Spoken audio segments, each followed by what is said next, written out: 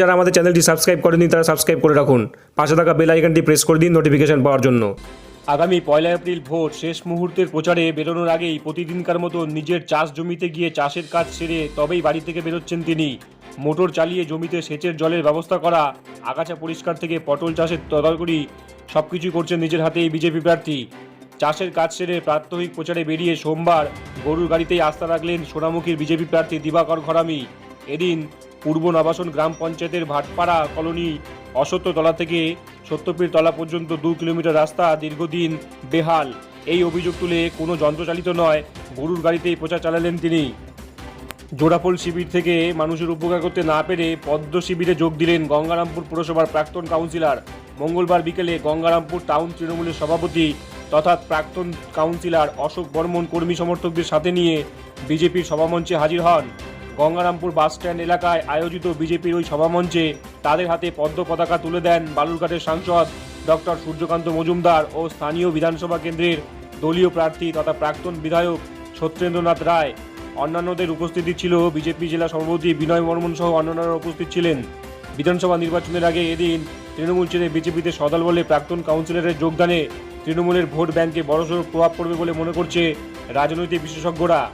এদিন বিকালে বাসস্ট্যান্ড সংলগ্ন বিজেপি কার্যালয়ের সামনে মঞ্চ বেঁধে অনুষ্ঠানের মধ্য দিয়ে বিজেপির জেলা সভাপতি বিনয় বর্মন ও বালুরঘাট লোকসভা কেন্দ্রের সাংসদ ডক্টর সুকান্ত মজুমদার, গঙ্গারামপুরের প্রার্থী সত্যেন্দ্রনাথ রায়, কেন্দ্রীয় কমিটির সদস্য গৌতম চক্রবর্তীর উপস্থিতিতে তৃণমূলের সঙ্গ ত্যাগ করেন 1002 কর্মী সমর্থক সহ অশোক বর্মন।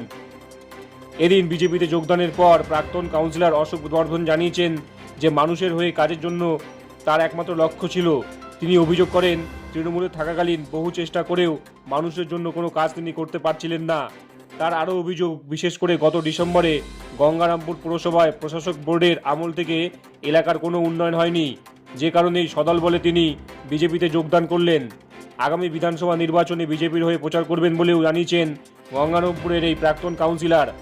বালুরঘাটের সাংসদ ডক্টর সুকান্ত মজুমদার জানিয়েছেন যে গঙ্গারামপুরের প্রাক্তন কাউন্সিলর অশোক বর্ধন তৃণমূলের শহর সভাপতি থাকাকালীন মানুষের জন্য কোনো কাজ করতে পারছিলেন না, যে কারণে তিনি নরেন্দ্র মোদীর নেতৃত্বে উন্নয়নমূলক কর্ম করতে সামিল হয়েছেন বিজেপিতে। অশোক বর্ধন বিজেপিতে যোগদান করায় গঙ্গারামপুর বিধানসভা কেন্দ্রে বিজেপির মার্জিন আরও বাড়বে বলে তিনি দাবি করেছেন। ভোটের মুখে ফের চাপে তৃণমূল শিবির, বড় সিদ্ধান্ত নিল নির্বাচন কমিশন। জানা গিয়েছে মহিষাদলের সিআই বিকাশ রায় ও হলদিয়ার এসডিপিও বরুণ বৈদ্যকে সরিয়ে দিল কমিশন। অভিযোগ, তারা শাসক দলের হয়ে কাজ করছিল। এই মর্মে কমিশনের কাছে একটা অভিযোগ দায়ের করা হয়েছিল, আর তারপরেই এই সিদ্ধান্ত নিল কমিশন। বাংলা দখলে এবার ঝাঁপিয়েছে বিজেপি। গোটা কেন্দ্রীয় নেতৃত্ব মমতা বন্দ্যোপাধ্যায়কে ক্ষমতা থেকে সরাতে কোমর বেঁধে ময়দানে নেমেছে। কিন্তু মমতা বন্দ্যোপাধ্যায় যদি হেরে যান আর বিজেপি যদি ক্ষমতায় আসে, তাহলে বিজেপির পক্ষ থেকে মুখ্যমন্ত্রী কে হবেন তা নিয়ে এবার ইঙ্গিতপূর্ণ মন্তব্য করেছেন বিজেপি রাজ্য সভাপতি তথা মেদিনীপুরের সাংসদ দিলীপ ঘোষ। একান্ত সাক্ষাৎকারে তিনি একটি সংবাদ মাধ্যমকে জানিয়েছেন, বিধায়কই যে মুখ্যমন্ত্রী হবে তার কোনো মানে নেই। অর্থাৎ জয়ী বিধায়কদের পরিবর্তে অন্য কোনো নেতাকেও মুখ্যমন্ত্রী হিসাবে মনোনীত করতে পারে বঙ্গ বিজেপি, এমনটাই আভাস দিয়ে রাখলেন বিজেপির রাজ্য সভাপতি। তাহলে কি দিলীপ ঘোষই এবার এই পদের দাবিদার? তা নিয়ে যদিও পরিষ্কারভাবে তিনি কিছু বলেননি। দিলীপ ঘোষ এবার প্রার্থী হননি বিধানসভা ভোটে, তাকে ভোট প্রচারের দায়িত্ব দেওয়া হয়েছে কেন্দ্রীয় নেতৃত্বের তরফ থেকে। যেখানে মুকুল রায়কে প্রার্থী করা হয়েছে, বহু সাংসদ প্রার্থী হয়েছেন, সেখানে দিলীপ ঘোষ রয়ে গিয়েছেন প্রার্থী ছাড়াই। বাংলায় এসে অমিত শাহ একাধিকবার বলেছেন কোনো ভূমিপুত্রই হবে বাংলার মুখ্যমন্ত্রী। প্রধানমন্ত্রী নরেন্দ্র মোদীর মুখেও সে কথা প্রতিধ্বনিত হয়েছে বাংলার ভোট মরশুমে। সেক্ষেত্রে শুভেন্দু অধিকারী, রাজীব বন্দ্যোপাধ্যায়ের পর মিঠুন চক্রবর্তী বিজেপি শিবিরে নাম লিখিয়েছেন। মুকুল রায় তো আগে থেকেই বিজেপিতে আছেন রাজ্য সভাপতি দিলীপ ঘোষ। তাই ভূমিপুত্রের সংখ্যাটাও নেহাত কম নয়। দিলীপ ঘোষকে এবার প্রার্থী না করায় তার অনুগামীরা, বিশেষ করে আদি বিজেপি নেতাদের একটা বড় অংশ কিছুটা ক্ষুব্ধ হয়েছেন। তারপর দিলীপ ঘোষের এরকম মন্তব্যে বিতর্ক আরও উস্কে দিল। তাহলে কি বিজেপি জিতলে দিলীপ ঘোষের মতো বিধানসভা নির্বাচনে লড়াই না করা কোনো নেতা মুখ্যমন্ত্রী হতে পারেন? তা নিয়ে এখন রাজ্য রাজনীতিতে জোর কদমে জল্পনা চলছে। বিধানসভা ভোটের মুখে পূর্ব বর্ধমানে খণ্ডঘোষ থেকে জাতীয় তদন্তকারী সংস্থা এনআইএ জাল নোটের কারবারি চক্রের এক পাণ্ডাকে গ্রেপ্তার করল। ধৃতের নাম জাকির শেখ, খণ্ডঘোষ থানার বেরু গ্রামের বাসিন্দা বলে জানা গিয়েছে। এনআইএ আধিকারিক দল রবিবার রাতে বাড়ি থেকে অভিযুক্তকে গ্রেপ্তার করেছে। ধৃতকে বর্ধমান আদালতে তোলা হয়েছে। একই সঙ্গে দুটি মোবাইল ফোনও বাজেয়াপ্ত করা হয়েছে বলে খবর। এনআইএর গোয়েন্দারা জানিয়েছেন, জাকির শেখের সঙ্গে আরও অনেক জাল নোটের কারবারে জড়িত রয়েছে। ওই চক্রের লোকজনই বাংলাদেশ ও নেপাল থেকে জাল নোট এনে এদেশের নানান প্রান্তে ছড়িয়ে দিচ্ছে। এই চক্রের 4 জন ইতিমধ্যেই গ্রেপ্তার হয়েছে। বাংলাদেশ ও নেপালে যারা জাল নোটের কারবারে জড়িত রয়েছে তাদের ধরতে দুই দেশের সরকারের সঙ্গে আলোচনা চলছে বলেই এনআইএ সূত্রের খবর। এদিকে ভোটের মুখে খণ্ডঘোষ থেকে জাল নোট কারবারি চক্রের পান্ডা এনআইএর হাতে গ্রেপ্তার হওয়ার ঘটনা জানাজানি হতেই শোরগোল পড়ে গিয়েছে রাজ্য রাজনীতিতে। এনআইএ সূত্রের খবর, পূর্বে কলকাতায় কাস্টমসের গোয়েন্দাদের হাতে জাল নোট সহ ধরা পড়েছিল জাকির শেখ। এনআইএ গোয়েন্দাদের দাবি, জাকির পূর্ব বর্ধমান ও আশেপাশের জেলায় প্রচুর জাল নোট ছড়িয়েছে। সোমবার ধৃতকে বর্ধমান আদালতে পেশ করা হয়েছে।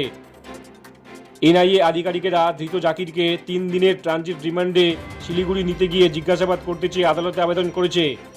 সিজিএম সেই আবেদন মঞ্জুর করেছে। পাশাপাশি ধৃতকে 1 এপ্রিলের মধ্যে শিলিগুড়ির এনআইএ আদালতে পেশ করে সেই সংক্রান্ত রিপোর্ট বর্ধমান আদালতে পেশ করার জন্য সিজেএম নির্দেশ দিয়েছে। খণ্ডঘোষ থেকে ধৃত জাকির শেখকে ট্রানজিট রিমান্ডে শিলিগুড়ি নিয়ে যাওয়ার পিছনে গুরুত্বপূর্ণ ভূমিকা রয়েছে।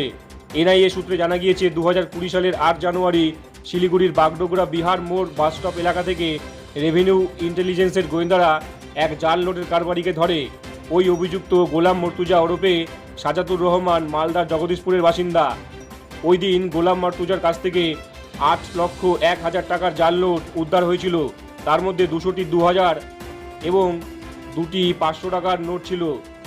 কাস্টমস এ বিষয়ে মামলা রুজু করেছিল। মামলার গুরুত্ব বুঝে স্বরাষ্ট্র দপ্তর 9 মার্চ ওই মামলার তদন্তভার এনআইএর হাতে তুলে দেয়। এই মামলা তদন্তে নেমে এনআইএ মোহাম্মদ বাইতুল্লাহ, মোহাম্মদ মুক্তার আলম ও সাদেক মিয়াকে গ্রেপ্তার করা হয়েছে। তাদের জিজ্ঞাসাবাদ করে এনআইএ গোয়েন্দারা নিশ্চিত হয় চক্রটি সন্ত্রাসবাদী কাজকর্ম ছাড়াও স্মাগলিং ও জাল নোটের পাচারের কাজে যুক্ত ছিল।